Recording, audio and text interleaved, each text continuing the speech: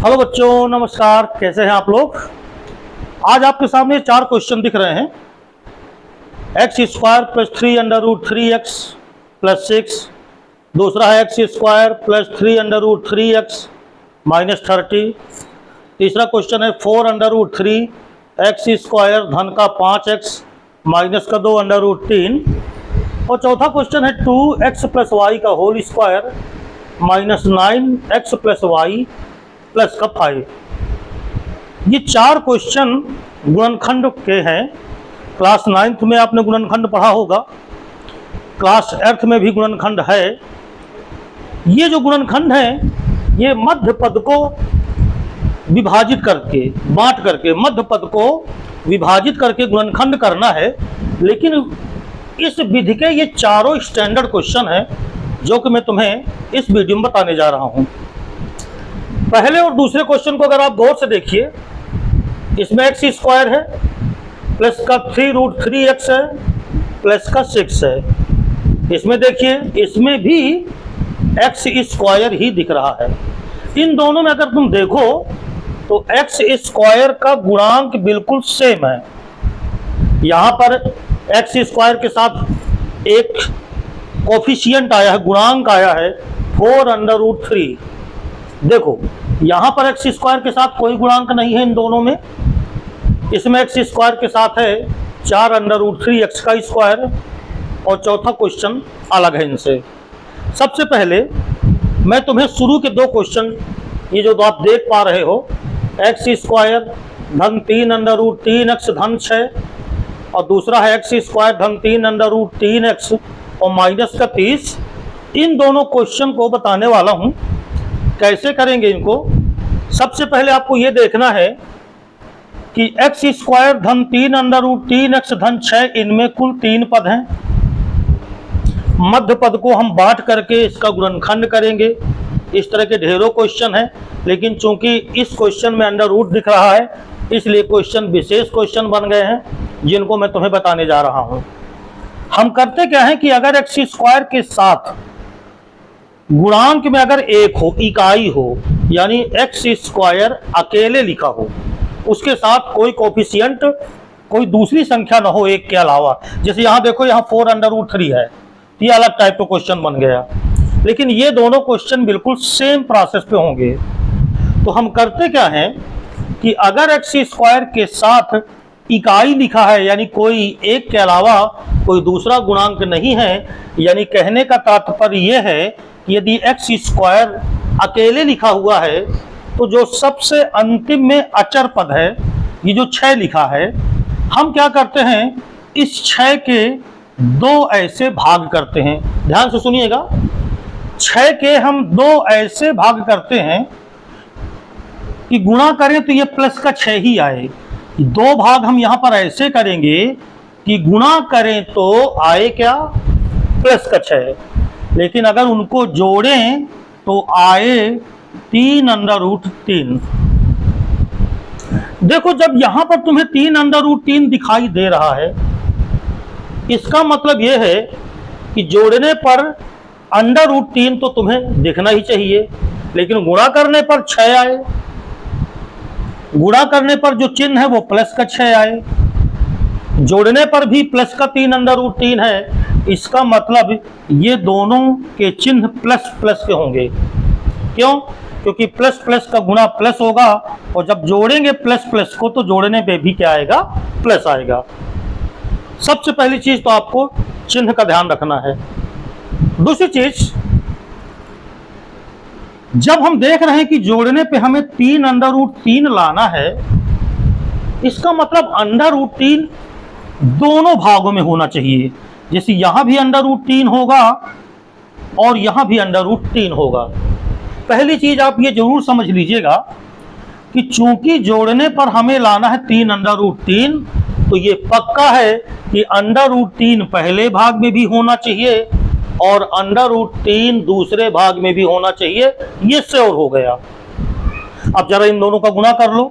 Under root 3 का गुणा कितना हुआ, 3। लाना कितना है, 6। तो इन दोनों का गुणनफल तो अकेले 3 हो गया, तो बचा कौन, 3 दूनी 6, 2 बचा। इसका मतलब अगर मैं यहाँ 2√3 लिख दूं और यहाँ 1√3 लिख दूं, अब एक को लिखने की कोई जरूरत नहीं है तो मैंने खाली √3 लिख दिया। तो देखो 6 के 2 भाग कौन कौन से बनाए, एक 2 √3 हो गया प्लस का, और एक प्लस का √3 हो गया। अब हम चेक करेंगे कि जो हमने ये बनाया है ये गुणा करने पे प्लस का 6 आता है कि नहीं आता, और अगर जोड़े तो क्या इनका जोड़ प्लस का 3 √3 आता है कि नहीं आता। अगर ये दोनों चीज आ रही हैं तो बिना किसी संकोच के, बिना किसी चिंता के हम ये दो वैल्यू 3 √3 की जगह पर आराम से लिख सकते हैं। तो सबसे पहले आओ चेक करें, इनका गुणा करो। √3 का गुणा कितना हुआ, 3 हुआ, और 2 का गुणा करो तो 3 दूनी 6। ये तो बिल्कुल राइट आ गया। इन दोनों को अगर जोड़ेंगे तो अगर 2 √3 में तुम 1 √3 और जोड़ दो, जोड़ना है गुणा नहीं करना, 2 √3 में अगर तुम 1 √3 और जोड़ दो तो बोलो कितना हुआ, 3 √3। इसका मतलब ये हो गया कि जो 3 √3 लिखा हुआ है इसकी जगह पर हम लिख सकते हैं 2 √3 और √3। तो अब हम करेंगे क्या, इसे मैं मिटा दूं, आप चाहें तो वीडियो को पॉज करके ये मेथड आप एक बार फिर से समझ लेना। तो अब मैंने क्या किया, इसे मिटा दिया। मुझे ये पता चल गया कि 3 √3 की जगह पे हमें लिखना चाहिए 2 √3 और √3। तो हम इसको वैसे लिखेंगे बराबर x² धन का 2 √3x लिखा, फिर धन का √3x लिखा, और धन का कितना 6, यानी 3 √3x को हटा के 2 √3x लिख दो और धन √3x लिख दो, और प्लस का कितना 6। ये पहला काम आपको करना है। दूसरा काम आपको क्या करना है कि जोड़ा बनाना है 2 का। अब देखो जोड़ा बनाने में हमको कॉमन लेना होगा, और यहां पर भी गलती होने की बहुत संभावना होती है। जैसे यहां पर देखो, यहां पर अगर आप देखो तो बड़े आराम से आपको दिख रहा है कि x दोनों में कॉमन है। अब जब x दोनों में कॉमन हो गया तो यहां पर आएगा x धन 2 √3। इतना तो आप आराम से कर लोगे। आगे आपको यह ध्यान देना है कि अगले कोष्टक में जो यहां पर बचा है, जो यहां पर आया है x धन 2 √3, वही x धन 2 √3 यहां भी आना चाहिए। अगर यहां कुछ दूसरा आ रहा तो समझो आपकी गलती हो रही है, आप कहीं ना कहीं तो गलत कर रहे हो। तो यहां पर भी आना चाहिए x धन 2 √3। तो इसकी सबसे बढ़िया ट्रिक है कि एक में आप कॉमन ले लो जिसमें स्पष्ट आपको पता चल रहा हो कि क्या कॉमन है। जैसे देखो ये हमने पद दोनों एक साथ क्यों लिख दिया है, क्योंकि इसमें साफ साफ दिख रहा है कि दोनों में केवल x कॉमन है। अब हम क्या करेंगे कि जो यहां कोष्टक में आया है, देखो x धन 2 √3 आया तो हमने x धन 2 √3 यहां लिख दिया। माइनस प्लस का कहीं इशू नहीं है क्योंकि माइनस कहीं आया ही नहीं है। अब देखिए पहला पद इसका कितना है, x। इस जोड़े में से ये हमने x कोष्टक के अंदर लिखा है, तो बोलो x के साथ कौन था, √3 था। इसका मतलब ये √3 कोष्टक के बाहर आएगा, चिन्ह प्लस का ही रहेगा। और इस प्रकार यहां पर बिना किसी टेंशन के और 100% गारंटी के साथ सही होगा अगर आप इस चीज को ध्यान दे लोगे कि जैसे आपने जो यहां कोष्टक में आया था x धन 2 √3 वही आपने यहां रख दिया। अब देखो x के गुणांक में यहां कौन था, √3। आपने यहां पर केवल x लिखा है ना, तो इसका गुणांक पक्का है कि वो कॉमन जा रहा है। अब हम करेंगे क्या कि x धन 2 √3 इसको रख दिया एक कोष्टक में, और जो बचा x धन √3 ये हो गया दूसरे कोष्टक में, और बड़े आराम से ये आपका गुणनखंड हो गया। इस तरह आपको गुणनखंड करना है, कोई दिक्कत नहीं होनी चाहिए। अगर ये क्वेश्चन कम समझ में आया है तो आइए मैं आपको दूसरा क्वेश्चन दिखाता हूं। दूसरे में है x² धन का 3 √3x और माइनस का कितना है 23। देखो इन दोनों क्वेश्चन में x² यहां भी 3 √3x यहां भी। अंतर सिर्फ ये है यहाँ प्लस का 6 है और यहाँ माइनस का क्या है 30। क्योंकि एक्स स्क्वायर के साथ हमारे पास जो संख्या है कोफिशिएंट है इसका 1 है, इसका मतलब हमको सिर्फ माइनस का 30 देखना है। हमने माइनस का 30 ये लिख लिया रफ में। -30 के दो ऐसे पार्ट्स बनाओ कि गुणा करे तो माइनस का 30 ही आए। अब सोचो कि गुणा करने पे माइनस कब आता है, जब एक भाग प्लस का लेंगे और एक भाग काहे का लेंगे, माइनस का लेंगे। तो ये तो क्लियर है कि जो दो भाग हमको बनाने हैं उनमें एक तो प्लस का होगा और एक काहे का होगा, माइनस का होगा। जोड़ने पर धन का 3√3 आए। देखिए जोड़ने पर आए धन का 3√3, ये रफ वर्क है। अब सोचो कि जोड़ने पर अगर प्लस का आया है तो प्लस वाला आपको बड़ा रखना पड़ेगा और माइनस वाला छोटा रखना पड़ेगा, क्योंकि जोड़ने पे प्लस तभी आएगा जब बड़ा होगा प्लस का और छोटा काहे का होगा, माइनस का। चलिए इतना आप समझ गए। अब देखिए ये बताइए, गुणा करने पे आपका माइनस का 30 आए, जोड़ने पर धन का 3√3 आए, जोड़ने पे 3√3 तभी आ गया, यानी √3 चूंकि इसमें लगा है, इसका मतलब √3 तो आपका दोनों भाग में होगा। प्लस वाले में भी √3 आएगा और माइनस वाले में भी √3 आएगा। √3 का गुणा अगर हम करें तो 3 आता है और यहाँ लाना कितना है 30, तो 3 दाहम 30, यानी 10 अभी और बचा। अब 10 के गुणनखंड अगर हम करें तो 5 दूनी 10 होता है। अगर हम यहाँ पे 5√3 लिख दें और यहाँ 2√3 लिख दें, लेकिन इसके बाद चेक जरूर करेंगे। देखो 5 दूनी 10, √3 का गुणा 3, तो 10 त्याई 30, प्लस माइनस का गुणा माइनस, यानी माइनस का 30 आ गया।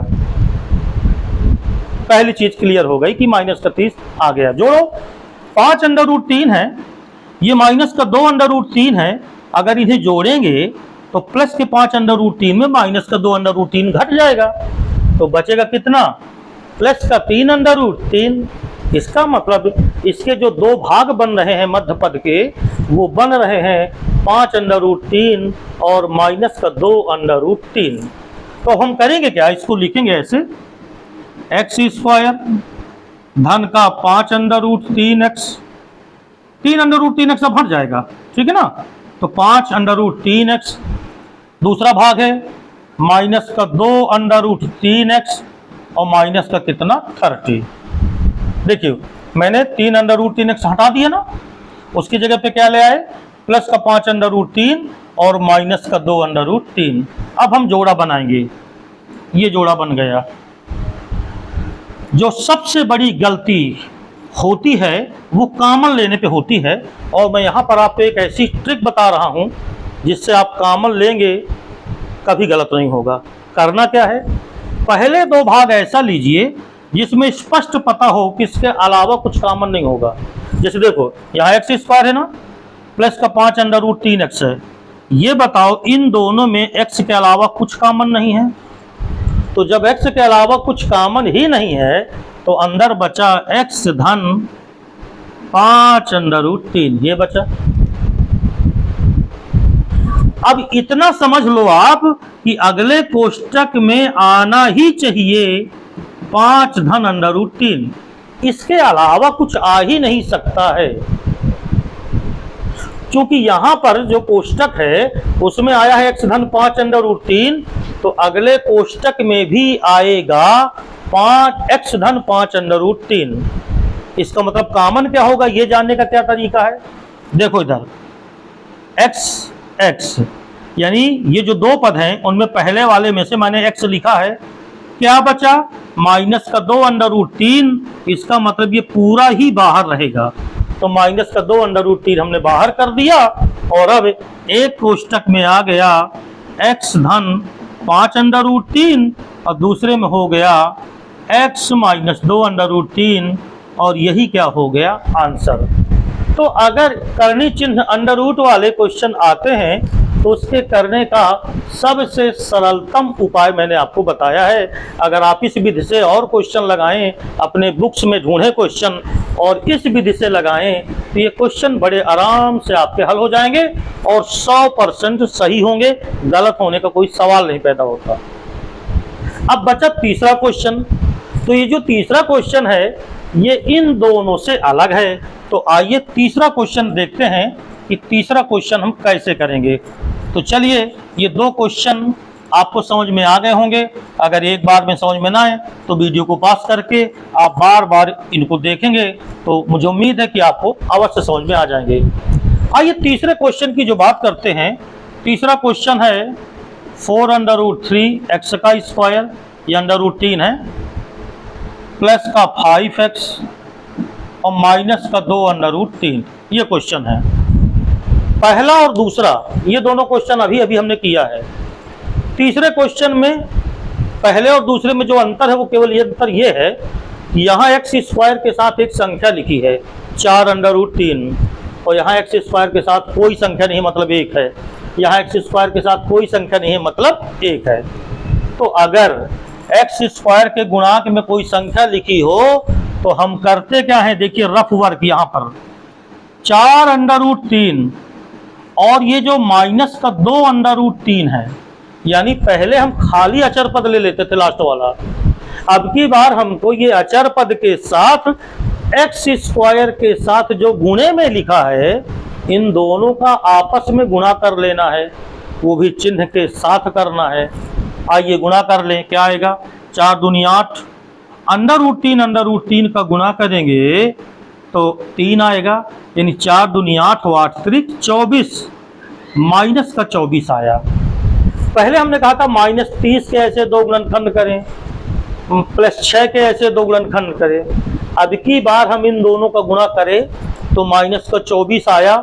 इस -24 के ऐसे दो भाग करो कि गुणा करें तो माइनस का 24 ही आए। ध्यान से सुनिएगा, गुणा करें तो माइनस का 24 आए, मगर जोड़ें तो प्लस का कितना आ जाए, 5। मध्य पद क्या लिखा हुआ, 5। अब सोचो कि अगर तुम गुणा करते हो और माइनस का लाना है तो इसका मतलब एक प्लस का होगा और एक माइनस का, क्योंकि प्लस माइनस का गुणा माइनस होगा। चूंकि प्लस का 5 लाना है जोड़ने पर, इसलिए प्लस वाला बड़ा रखो और माइनस वाला छोटा रखो। 8 त्रिक 24। अब ये तो आपको आता ही होगा कि 8 में 3 का गुणा करें तो क्या आएगा, 24, प्लस माइनस का गुणा माइनस आया तो माइनस का 24 तो आ गया।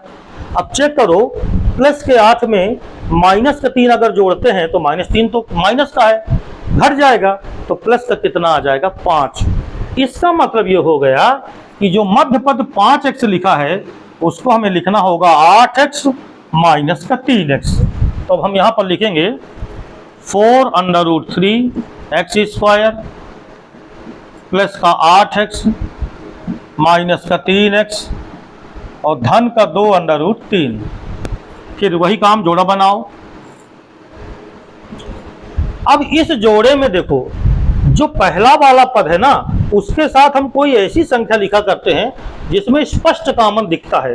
जैसे मैंने 8x यहाँ लिखा है तो देखो 4 एकन्नम 4, 4 दूनी 8, 4 कॉमन दिख गया और साथ में x कॉमन दिख गया, तो 4x तो कॉमन ले लिया। तो जब 4x कॉमन लिया तो बचा यहाँ √3, एक्स स्क्वायर में एक x तो बाहर आपने कॉमन ले लिया तो √3x बचा, और प्लस का यहाँ कितना बचा जरा बताना, प्लस का यहाँ कितना बचा, 2। अब यहाँ सोचो, यहाँ पर अच्छा अभी मैंने यहाँ पर 2√3 माइनस का है, ये माइनस का है, सॉरी ये माइनस का 2√3 है। हाँ भाई, अब देखो इन दोनों में माइनस है, इसका मतलब मुझे माइनस चिन्ह लेना होगा तभी तो कोष्टक में आएगा। अच्छा चलो वो बता देते हैं कि कोष्टक में हम पहले लिख देंगे जो आना है। तो चलिए कोष्टक में हम पहले लिख देते हैं। कोष्टक में यही आना चाहिए, √3x आना चाहिए और धन का कितना, 2 आना चाहिए। अगर आप पहले से मैचिंग नहीं कर पा रहे हो तो दूसरे से मैचिंग कराओ। बोलो यहाँ माइनस का 2 √3 है और यहाँ प्लस का 2 है, यहाँ माइनस है और यहाँ प्लस है, इसका मतलब आपको माइनस बाहर निकालना होगा। अंडर रूट 3 के साथ 2 है, लेकिन यहाँ पर तो खाली 2 आया ना कोष्टक में, इसका मतलब इसका अंडर रूट 3 बाहर जाएगा, अर्थात जो कॉमन भाग होगा वो होगा अंडर रूट कितना 3, अंडर रूट 3।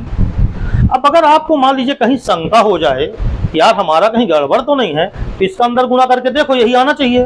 बताओ अंडर रूट 3 का गुणा क्या हुआ, 3 हुआ, और x ये 3x है, माइनस है ये माइनस है, माइनस माइनस माइनस प्लस का गुणा ये माइनस है, देखो 2 में गुणा करोगे 2 अंडर रूट 3, यानी कि कॉमन आपने ले लिया ट्रिक से, जो मैंने आपको ट्रिक बताई।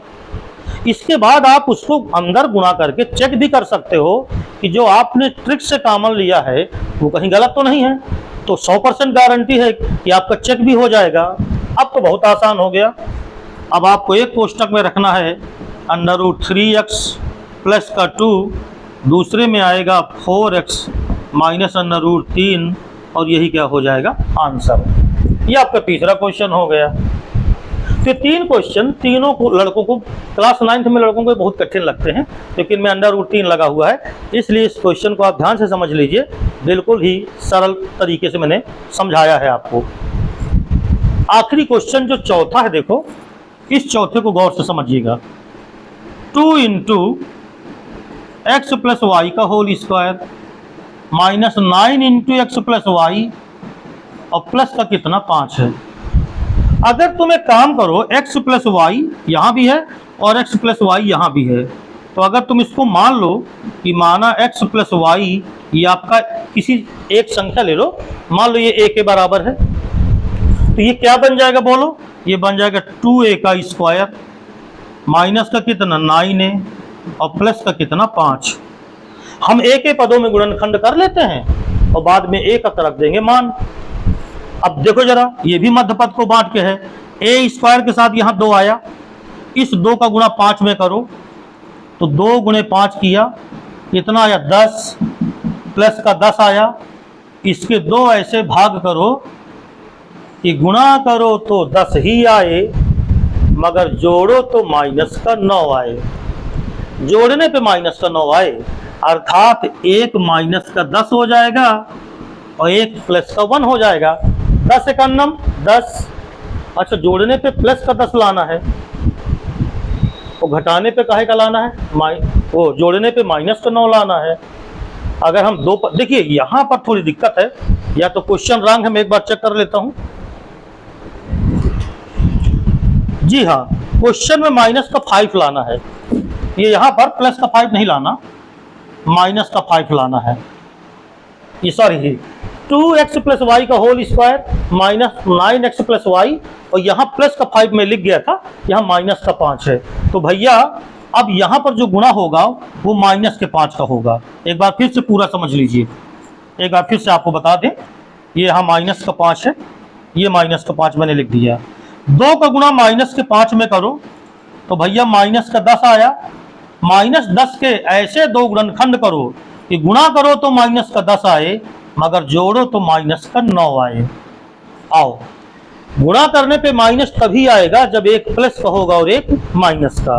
तो माइनस का 10 कर लो, प्लस का 1 कर लो, गुणा करा 10 एकन्नम 10 आया, माइनस का आया, क्योंकि ये माइनस का है और ये प्लस का है। जोड़ोगे तो माइनस का 10 और प्लस का 1 कितना आया, माइनस का 9 आया। इसका मतलब ये हो गया कि हम इसको लिख सकते हैं 2a स्क्वायर माइनस का 10a प्लस का 1a यानी a और माइनस का कितना 5, जोड़ा बना करके कॉमन ले, तो 2a कॉमन दिख रहा है यहाँ से, तो बचा a माइनस 5, और यहाँ भी आएगा a माइनस 5, तो जब पूरा आ गया तो इसका मतलब प्लस का 1 आया, अर्थात एक कोष्टक में हो गया a माइनस 5 और दूसरे में हो गया 2a प्लस 1। लेकिन हमने a को माना था, इसलिए a हटा करके a की जगह पर उसका मान रखना है। तो आइए a की जगह पर हम मान रख दें। तो देखो जरा, एक किसके बराबर है, x प्लस वाई के, अर्थात बराबर a माइनस 5 आया, तो x प्लस वाई माइनस का 5 आ गया, इंटू 2a तो 2 इंटू एक्स प्लस 5 ये एक ही जगह पर रख दिया और प्लस का कितना हो गया 1, अर्थात ये आ गया x प्लस वाई माइनस 5। 2 का गुणा करोगे, ये x प्लस वाई है, x प्लस वाई है, एक ही जगह पे रखना है x प्लस वाई। चलो 2 का गुणा करो, 2x प्लस 2y और प्लस का 1, यानी कि a में मान करके a के पदों में गुणनखंड कर लेंगे और बाद में a की वैल्यू यहाँ सब्स्टिट्यूट कर देंगे।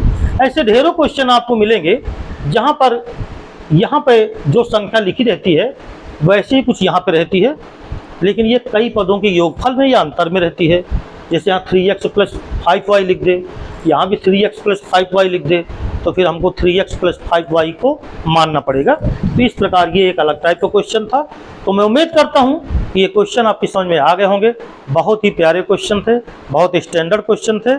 और अगर ये वीडियो आपको अच्छा लगा हो तो लाइक कर दीजिएगा, शेयर कर दीजिएगा, और अगर अभी तक आपने मेरा चैनल सब्सक्राइब नहीं किया तो चैनल को सब्सक्राइब कर लीजिएगा।